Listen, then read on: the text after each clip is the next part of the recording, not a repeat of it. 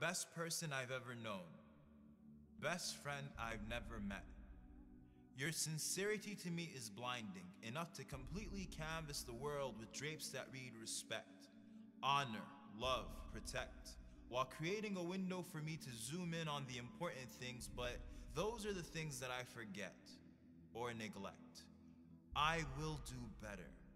Your ummah is fine, not because of me or mine or wounds that heal with time, those who would die for a dollar sign, but because a promise is divine.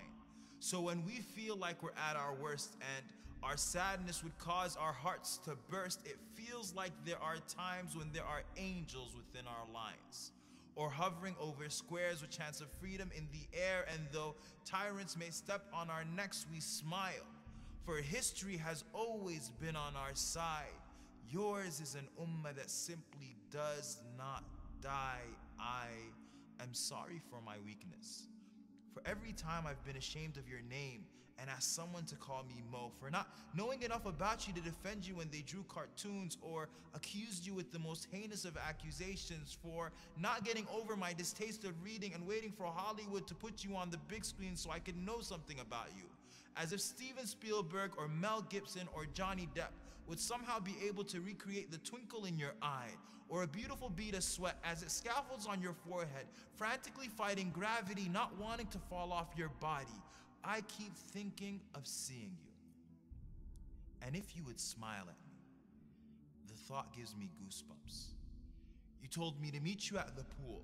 So on that day, I hope and pray that I will see you through the crowd, that no angels barricade me as I sprint at breakneck speed. I hope you recognize it's me. I will crowd the companions to get access to your vision. I will obey my thirst by quenching it from your hand. So until that day, I will pray.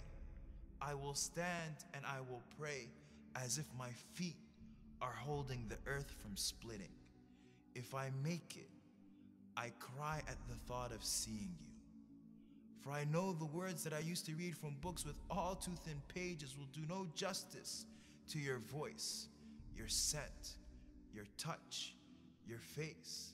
My messenger of Allah has always existed between the curves and dots of the Arabic alphabet. So Muhammad ibn Abdullah in 3D, and whatever other dimensions the hereafter brings with it will be an overboard of senses.